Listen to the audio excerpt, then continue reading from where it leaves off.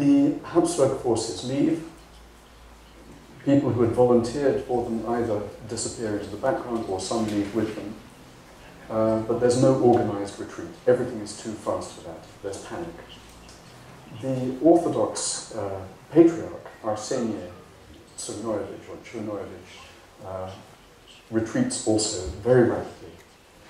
He has not been directly involved in supporting the Habsburgs. He was actually in Montenegro at the time. There's a lot of historiography in Serbia claiming that he was the person who negotiated and who raised volunteers, not Pietro Bogdani. But we can demonstrate that this is wrong because we have documents showing he wasn't in Kosovo at the time. The Serbian patriarch was actually visiting monasteries in Montenegro. But still, he comes back to Pea just in time for these events. He knows that they will plunder anything Christian, they will not discriminate closely, and so he flees. And we have a detailed record of someone who fled at the same time from Pea, saying he just escaped on horseback very quickly with a few people. He goes north. The Habsburg forces regroup during the rest of 1690 in Belgrade. The Serbian patriarch joins them in Belgrade, but at some time, as the Ottomans continue to advance, he decides to leave Belgrade with Serb refugees that have now gathered with him there, and to move north into Hungarian territory. And so at some time in the autumn, he moves into Hungary with quite a large number of people. Now we have documents written by him not long afterwards to the Austrian authorities. In one, he says he came with 30,000 people. In the other, he says he came with 40,000 people. And he specifies people. These documents are written in Italian, and the documents we have are administrative documents in the Habsburg archives, and they clearly say anime, souls, 30,000 souls. Now, on the basis of these events, Serb historiography has claimed that there was a mass exodus of the Serb population of Kosovo, and that they went en masse, marching all the way to Hungary. Why this claim?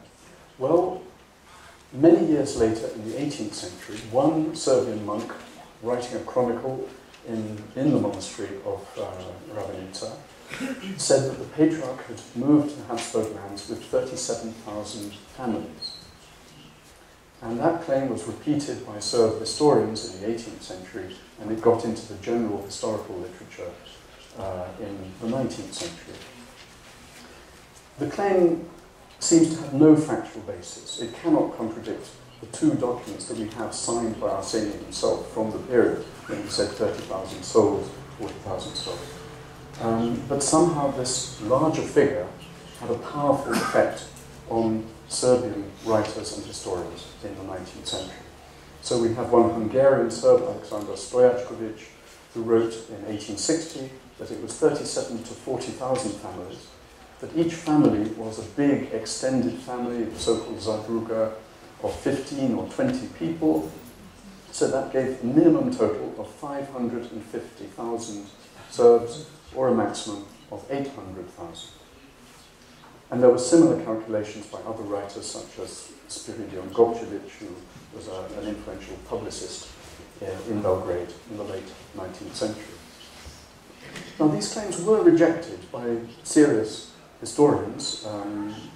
Classic rejection by Ilarion Ruvarat, a great late 19th century Serb historian, who said that the document referred to souls. And a few other modern historians have repeated that correction. Dusan Popovic, a serious 20th century historian. But many writers, most writers in Serbia, had ignored the correction because this magic figure of hundreds of thousands of Serbs, it satisfied some deep, and I would say mythical, purpose in the writing of the history of these events. And so, if you look at even a famous scientist such as Jovan Cvijic, the great ethnographer and geographer, he wrote that 35 to 40,000 families moved. If you look at the website of the Embassy of Serbia in Budapest today, you will find it informing you that Arsenie came with several tens of thousands of families, and so on. So this myth continues. Now, if we go back to the facts, 30,000 or 40,000 people, of course, there is no reason to think that all of those people came from Kosovo. In fact, there is good reason to think that they didn't, because we know that he certainly didn't march with them from Kosovo. These are people who came from that gathering of Serb refugees in Belgrade later in the year. Who was gathering in Belgrade? Serbs from all the areas that had collaborated with the Habsburgs and were now under pressure from the Ottoman advance. And the areas that had collaborated longest were in the area between Belgrade and Niš. And if you look at the records of the meeting that he held with leading Serb dignitaries in Belgrade, there's nobody there mentioned from Kosovo. If you look at the records of the Serb community in Buda after these events, you find that where they give the origins of the Serbs, only about 20% are from Kosovo. So let us say up to a quarter of those 30,000 or 40,000 people who came to Hungary, perhaps up to a quarter, had their origin in Kosovo. But first, that is not a huge number compared with the mythical historiography. We're talking about a maximum of 10,000 Serbs from Kosovo ending up in Hungary. And secondly, this is something quite different from the claim that there was a purposive migration from Kosovo all the way to Hungary. So how did these myths develop? Well, a large population of Serbs remained in Hungarian territory. Not just these ones, but during that Habsburg-Ottoman War there were other movements of population. A large body of Serbs from the Banat moved further into Hungarian territory. And there was a tradition of the so-called Krajina, the Grenza, the border lands, where they had a special system of local populations trained to be fighters on the frontier with some privileges. They were not under the full civil administration of the Hungarian state. And so this was the situation in the 18th century. And when there were wars, these Serbs were prized and valued by the Habsburg authorities as good fighters. But when there was peace, there was always pressure from the authorities to reduce their status, incorporate them into the civil administration of Hungary, and later Austria-Hungary. And this was unpopular. They wanted to keep their privileges. In the 18th century, one large group actually went off in protest to Russia because they did not want to be absorbed just into a Hungarian state.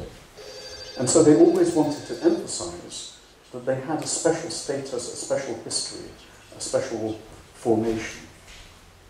And this became politically very serious in 1848, the year of revolutions in Central Europe, the year of Kossuth, the great Hungarian nationalist hero, when the Serbs suddenly found themselves in a position where, if Kossuth had his way, they would be totally absorbed into a kind of nationalist, new Hungarian political formation. So they became much more loyal to the Austrians, to Vienna. They fought quite strongly against the Hungarians, and they demanded their special status and their privileges. And by now, of course, they had historians who could write about these things in reference to the past. And so they demanded their privileges, and they claimed that they had a special privilege to be governed by their own patriarch and indeed by their own voivodes. And they demanded what they called a voivodina. And this, of course, is what they were granted, although much else they were not granted, and they remained under Austrian and Hungarian administration. What were these privileges? Well, go back to 1690 and the period after the panic and the collapse. The government in Vienna, the Emperor Leopold, issued in April 1690 a decree appealing to the people of the Balkans to fight the Ottomans. Don't give up, he said. Do not desert your lands. Non deserite. Do not desert your lands. We will restore our rule in your territory. We need you as our fighters. And we guarantee that you will have some privileges under our rule, including being governed by your own voivodes, a general term for local military leaders, the local chiefs. It was not a very technical term, it just meant chiefs. Later, of course, that was the first so-called decree on this subject. Later in the year, and again after Arsenia had actually come to Hungary with his refugees, there was another decree saying that he would